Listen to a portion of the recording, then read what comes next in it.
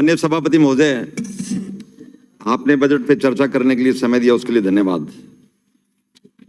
मैं काफी देर से हमारे जयतारण चढ़ाने वाले साथी का भाषण सुन रहा था। एक शेर मुझे उन पे याद आ रहा है, एक रास्ता यह भी है मंजिलों को पाने का, सीख लो हुनर हम यहाँ मिलाने का। तो मुझे लगता है कि ये पार्लियामेंट हाउस है या राजस्थान की विधानसभा है, मैं समझ ही नहीं पा रहा। काफी देर तक चर्चा करनी थी राजस्थान की सरकार के बजट पे। जिस सरकार ने 4 साल में जो बेहतरीन प्रबंधन हो सकता है फाइनेंस का, और जो डेवलपमेंट के जो विकास के जो काम है, जो जन घोषणा पत्र में 2018 में जनता के सामने पेश किए, हमने बेहतरीन तरीके से करने चाहिए थे।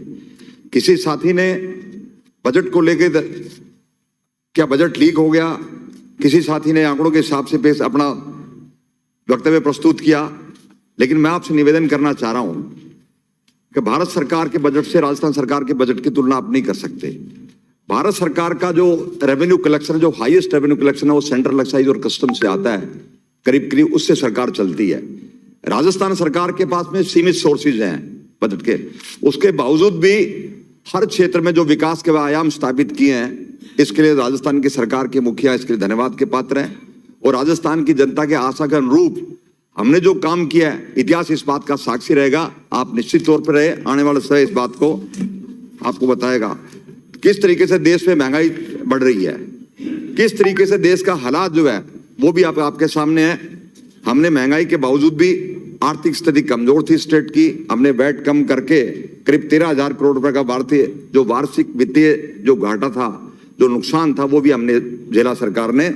उसके बावजूद भी महंगाई को कंट्रोल करने का प्रयास किया, किंतु आम जन की केंद्र सरकार की नीतियों के कारण महंगाई से जो ग्रस्त लोग थे, हमारी जो खाद्य सुरक्षा का जो कानून था, जो स्कीम थी भारत सरकार राज्य सरकार के मिक्स में, मुझे बड़े अफसोस के साथ कहना पड़ रहा है कि जो 10 किलो अनाज की जो व्यवस्था करी गई थी देश में, एक तरफ तो महंगाई की मार, दूसरी तरफ चूल्हा नहीं जल रहा, रोजी रोटी की व्यवस्था नहीं है, और उस जो दौरान आपने 10 किलो से 5 किलो अनाज कर दिया। ये सबसे सीधा सीधा आपने एग्जाम्पल दिया। ये वही सरकार है दिल्ली की जिस सरकार में हर चीज में महंगाई बढ़ी है।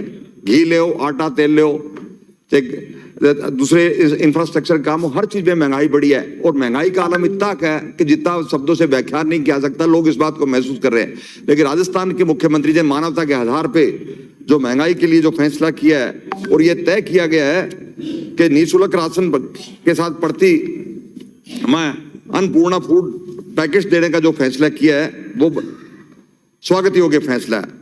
ये कम से कम 1 करोड़ परिवारों के लिए ये फैसला किया गया, जिसमें 3,000 करोड़ के आसपास इसमें खर्चा होगा। मैं निवेदन करना चाह रहा हूं माननीय सभापति महोदय कि 76 लाख परिवार है जो उज्ज्वला गैस का इस्तेमाल करते हैं।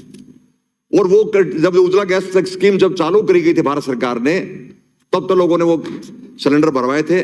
उसके बाद में 8-8, 9-9 महीने हो गए, वो सिलेंडर खाली पड़े हुए हैं। वो एक रणनीति के तहत किया गया था, भारत सरकार का लोकसभा का चुनाव था। लेकिन आज स्थिति हो गई कि गैस की टंकी खाली हुए 3-3 साल हो गए हैं, 1050 से ऊपर का गैस का सिलेंडर है। राजस्थान के मुख्यमंत्री जी जो फैसला किया है, 76 लाख परिवारों को 500 रुपए का गैस का सिलेंडर मिलेगा, ये अपने आप में कम बात नहीं है, ये बहुत बड़ी बात है। इस बात का भी स्वागत किया जाना चाहिए। माननीय सभापति महोदय, मैं आपसे निवेदन करना चाह रहा हूं कि सरकार ने ना तो कोई नया टैक्स लगाया, ना ही पुराने टैक्स को बहाल किया। हमने जो पिछला बजट पेश किया तो उसमें भी टैक्स नहीं था, और ये भी बजट बगैर टैक्स का बजट है। उसके बावजूद भी हर समाज के वर्ग को हमने रियायत देने का प्रयास किया गया है, जो एक ऐतिहासिक बजट है। चिरंजीवी योजना की बात कर रहे थे सारे साथी। वहां अगर प्राइवेट अस्पताल में अगर जाओ तो 500 रुपए देखने के लगते हैं मरीज के लिए। मुख्यमंत्री जी ने मानवता के आधार पे जो फैसला किया, ये फैसला राजस्थान के नहीं है, ये दुनिया के किसी मुल्क में नहीं है। मैं 28 टेस्ट कंट्रीज में गया हूं कि ऐसा फैसला 25 लाख रुपए तक का इलाज किसी मुल्क में फ्री में होता हो। ये राजस्थान सरकार का ही फैसला था।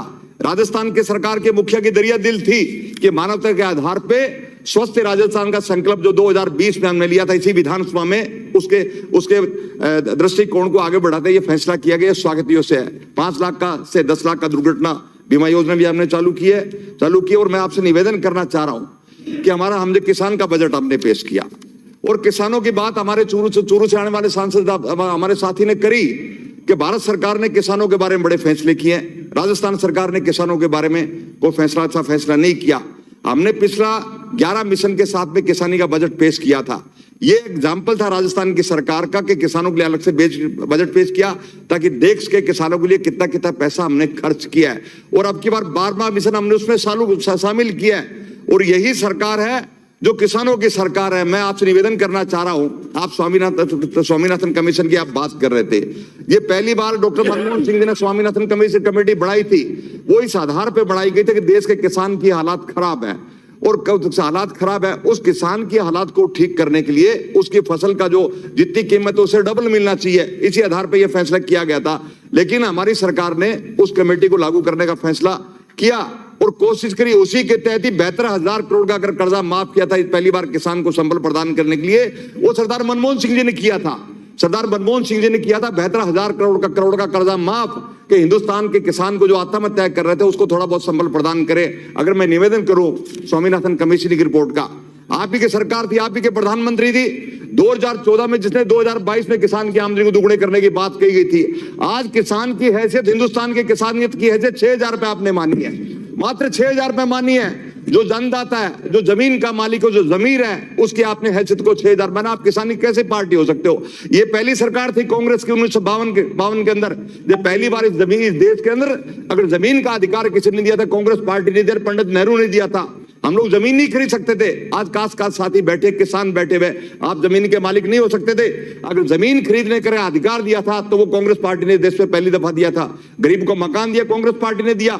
गरीब को जमीन दी, कांग्रेस पार्टी ने दी थी। खातेदारी राइट दिया तो कांग्रेस पार्टी ने दिया था। अगर सही मायने में अगर किसान की कोई पार्टी है तो कांग्रेस पार्टी है। मैं निवेदन करना चाह रहा हूं, अगर भारत सरकार किसानों की इतनी हितैषी है, जब पार्लियामेंट का सेशन नहीं चल रहा था, देश में लॉकडाउन था 2020 के अंदर, आपने इमरजेंसी में जबरदस्ती 2 दिन का सेशन बुलाया।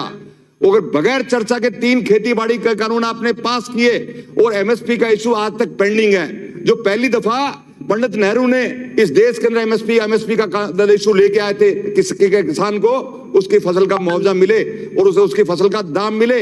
आपकी सरकार तो एमएसपी खत्म करना चाह रही है, आपकी सरकार एफसीआई को भी खत्म करना चाह रही है। और आपकी सरकार की मंशा इस देश में जो एमएसपी का इशू खत्म हो जाए। लेकिन मैं निवेदन करना चाह रहा हूं, राजस्थान की सरकार के मुख्यमंत्री ने कहा है हम एमएसपी के आधार पर सारी किसान की फसल खरीदेंगे। राजस्थान के अंदर जो राजस्थान में फसल पैदा होती है, ये हमारी सरकार का फैसला है। पहली बार इस देश में किसानों की सिंचाई की परियोजनाएं बनी है। भाखड़ा नंगल बांध बना था, पंडित नेहरू की देखरेख में बना था। आज उस बांध की वजह से पूरे हनुमानगढ़ गंगानगर जिला दोनों में अगर खेती हो रही है, वो भाखड़ा नंगल डैम की वजह से वो कांग्रेस पार्टी का दिया हुआ था। मैं निवेदन आपसे करना चाह रहा हूं, भारत सरकार, हिंदुस्तान में आपकी सरकार है, देश में जो पानी के जो मंत्री है, सिंचाई के मंत्री, वो राजस्थान से है। लेकिन आज तक राजस्थान के हिस्से का पानी का जो मसला है वो आज तक पेंडिंग पड़ा हुआ है, उस पर कोई फैसला सरकार नहीं कर रही है। मैं आपसे ये भी आग्रह करना चाह रहा हूं कि बीबीएम में बोर्ड के सदस्य की बात है, आपने बीबीएम के बोर्ड को भंग तो कर दिया, लेकिन आज तक उसमें सदस्य अपॉइंट नहीं हो पाया। मैं आपके माध्यम से आग्रह करना चाहूंगा कि राजस्थान के सदस्य उसमें बैठे ताकि हमारे पानी का हिस्सा में मिले। माननीय सभापति महोदय, कि पहली बार सरकार ने किसान का ख्याल किया। किसान को 2000 तक का जो बिजली का जो यूनिट का जो फैसला था हमारी सरकार ने किया 90 पैसे के हिसाब से। और सबसे बड़ी समस्या बिजली की थी किसान की, राजस्थान के किसान की, जो हमारी सरकार ने उसको सॉर्ट आउट करने का प्रावधान किया। पूरी रात में सर्दी में मरते थे लोग, बिजली की व्यवस्था थी नहीं थी। हमारी सरकार ने जनरेशन को भी ठीक किया। जब सरकार मिली 2018 में 14,000 मेगावाट के आसपास राजस्थान में बिजली का जनरेशन था, हमारी सरकार ने 23,000 मेगावाट उसको किया। और किसान के साथ साथ 100 यूनिट का घरेलू जो उपभोक्ता है उसको भी बिजली देने का प्रावधान राजस्थान की सरकार में फ्री में किया। ये एक ऐतिहासिक फैसला है। इस फैसले को देके हमारे साथी घबरा रहे हैं कि चुनाव की नैया पलट नहीं जाए, कि चुनाव का रिजल्ट उल्टा नहीं हो जाए, इसलिए बहुत ज्यादा चिंतित है। मैं सभापति महोदय आपके माध्यम से निवेदन करना चाह रहा हूं कि पहले हमारे जो गांव में आंगनबाड़ी सेंटर है उनकी हालात खराब थी। मैं आपसे निवेदन करूंगा कि 2019 से लेकर आज तक और 2013 से लेकर 19 तक भारत सरकार बताए कि राजस्थान में कितने आंगनबाड़ी सेंटर दिए है। हमने 8,000 सेंटर खोलने की घोषणा करी है, हमारे मुख्यमंत्री जी ने 2,000 मिनी सेंटर का खोलने की घोषणा की है। और यह भी तय किया है आंगनबाड़ी में जो पढ़ने वाला बच्चा उसको 200 ड्रेस 2 वर्दी देने की बात की गई है।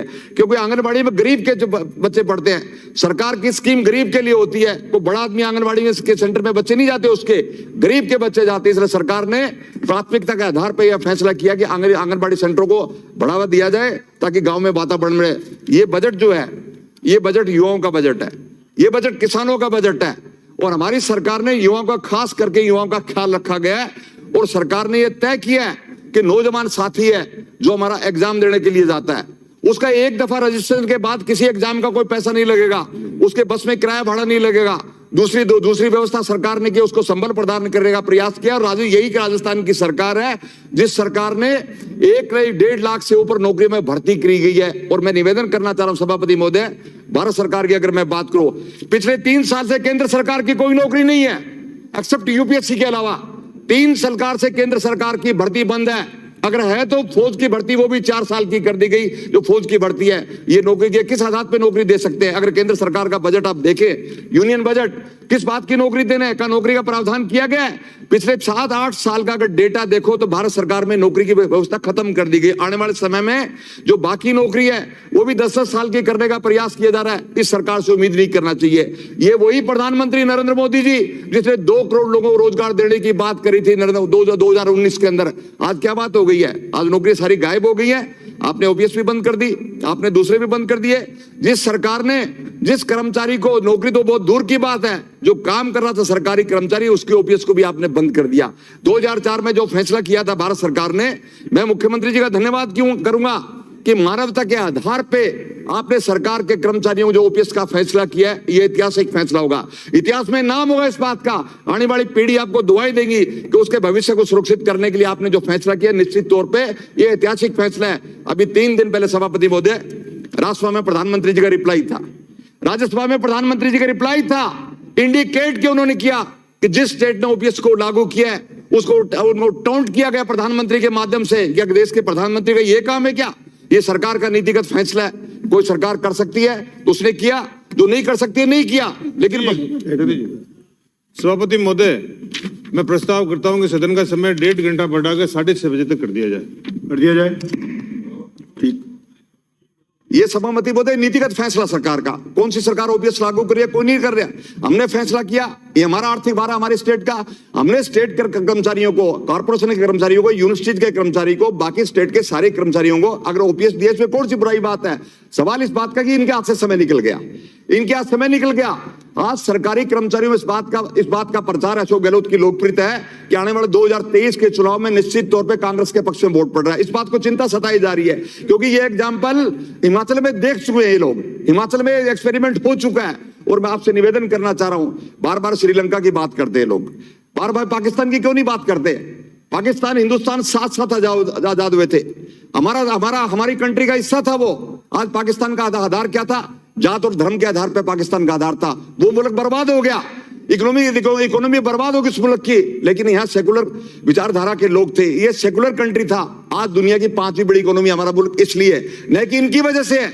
अगर धर्म के आधार पे मुल्क होता तो आज स्थिति इस मुल्क की ज्यादा खराब हो सकती थी। इसलिए धर्म और जात के आधार पे देश नहीं चलते, देश संविधान के हिसाब से चलते, संविधान की मर्यादा के हिसाब से मुल्क चलते हैं। सभापति महोदय, मैं आपसे निवेदन करना चाह रहा हूं कि राजस्थान की सरकार ने स्टार्टअप के लिए 250 करोड़ का बजट का प्रावधान किया है। 500 करोड़ पे युवा कल्याण कोष की स्थापना की गई है। और पहली बार डिस्ट्रिक्ट लेवल पे विवेकानंद हॉस्टल की स्थापना करना एक महत्वपूर्ण कदम है मुख्यमंत्री जी का। जिस विवेकानंद की ये बात करते करते नहीं थकते, उसके हॉस्टल की स्थापना तो हमारी सरकार ने फैसला लिया है। इसकी तारीफ करनी चाहिए इन लोगों को, ये क्यों नहीं तारीफ कर रहे? सभापति महोदय, आपसे मैं निवेदन करना चाह रहा हूं कि राजस्थान के मुख्यमंत्री युवा नीति जो प्रस्तावित है, जिससे 500 करोड़ का युवा विकास एवं कल्याण कोष का गठन किया जाना प्रस्तावित है, ये ऐतिहासिक फैसला है। 100 मेगा फेयर लगेंगे जहाँ नौकरी दी जाएगी बच्चों को, जिसके माध्यम से, और सावित्रीबाई फुले जो वाचनालय जो बनाया गया जो ब्लॉक हेडक्वार्टर पे, ये भी एक हिस्टोरिकल फैसला है। सभापति महोदय, मैं आपसे निवेदन करना चाह रहा हूं कि भारत सरकार के जो फैसले थे केंद्रीय यूनियन बजट के, अभी जो एक यूनियन बजट आया उसमें किस तरीके से नरेगा के पैसे को घटाया गया। 2021 और 22 का जो बजट था उसमें 25% पैसा नरेगा का घटा दिया गया था। इस सरकार ने 33% घटा दिया। और इसी सरकार के मुखिया, इसी सरकार के जो कर्तव्यदर्ता, जिन्होंने लोकसभा में बयान दिया था जब नरेगा आई 2005 के अंदर, कि ये हिंदुस्तान में गड्ढा साबित होगी ये योजना। आज इस योजना को बंद तो नहीं कर सकते क्योंकि सेंट्रल लॉ है, सेंट्रल लॉ के लिए आपको पार्लियामेंट में बिल लेके आना पड़ेगा। आपने उस स्कीम में पैसा कम कर दिया ताकि ये स्कीम फेल हो जाए। लेकिन मैं आपसे निवेदन करना चाह रहा हूं, राजस्थान के सरकार के मुखिया ने 125 दिन का काम देके ऐतिहासिक फैसला किया और खास करके शहरों में भी रोजगार गारंटी का कानून दिया है। ये हिस्टोरिकल फैसला है। इससे आम आदमी को संबल प्रदान हुआ है, उस गरीब को संबल मिला है जिसके पास रोजगार नहीं था। इस सरकार, मुख्यमंत्री जी इस बात के लिए धन्यवाद के पात्र। मैं आपसे निवेदन करना चाहूंगा सभापति महोदय कि पहली बार सरकार ने, जो हमारे वाल्मीकि समाज के लोग थे, समाज का सबसे कमजोर तबका है, उस कमजोर तबके का भी ख्याल रखा गया। हमने एक सामाजिक दृष्टिकोण के हिसाब से 30,000 जो कर्मचारी जो भर्ती करने हैं, ये छोटी बात नहीं है, ये बहुत बड़ी बात अपने आप में। 30,000 की भर्ती करना, नौकरी देना, ये बड़ा फैसला है। उनका जो कोष था, जिस कोष के अंदर मात्र 20,000 करोड़ का प्रावधान, उसको बढ़ा के भी हमने 100 करोड़ का कर दिया। और पहली दफा सरकार ने नौजवानों का ख्याल करते हुए 250 पद जो हमने जनरेट किए थे सेफ्टी, फूड सेफ्टी अफसर के, उसके साथ साथ 100 और नए पद भी हम जनरेट करें ताकि एक नौकरी का प्रावधान मिले। सरकार की मंशा है कि आने वाले समय नौजवान को वो सारे साधन वही सरकार उपलब्ध कराए, वो इस बजट के माध्यम से सरकार ने कराने का प्रयास किया। सभापति महोदय, मैं आपसे निवेदन करना चाह रहा हूं कि सरकार ने हमारे जो संविदा के कर्मचारी थे, जिनको कोई उम्मीद नहीं थी कभी नौकरी की, जिनको ये लगता है पूरी जिंदगी कच्चा रहेंगे, जो प्राइवेट एजेंसी के माध्यम से जो नौकरी करते थे, सरकार ने उस प्रथा को खत्म किया, ठेका प्रथा को, और सरकार ने संविदा के आधार पर सरकारी कंपनियों के माध्यम से नौकरी देने का जो फैसला है, स्वागत योग्य फैसला है। मैं आपसे यह भी निवेदन करना चाहूंगा सभापति महोदय कि सरकार ने प्रमोशन में भी 2 साल की छूट दी है। सरकार के कर्मचारियों को दिक्कत थी, प्रमोशन नहीं हो पा रहे थे, उसमें भी 2 साल का ध्यान रखा गया ताकि उसको एक फायदा हो। सभापति महोदय, सचिवालय के जो हमारे कर्मचारी हैं, सचिवालय के जो कर्मचारी, उनका किसी ने ध्यान नहीं दिया, उनका भी ख्याल रखा गया सरकार ने, उनका भी ख्याल रखा गया। और खास करके हमारी जो बालिकाएं हैं, हमारी महिलाएं हैं, कि 50% किराए में छूट राजस्थान की सरकार की बसों में, ये कल्पना कोई कर सकता था क्या? सारे राजस्थान की सरकार में 50% महिलाओं के सम्मान के लिए हमने छूट का प्रावधान किया रोडवेज की बसों में। और इसके साथ साथ जो नौजवान, जो 50 किलोमीटर का जो विद्यार्थी रोजाना अप डाउन करता था, उसको भी 75 किलोमीटर किया गया है।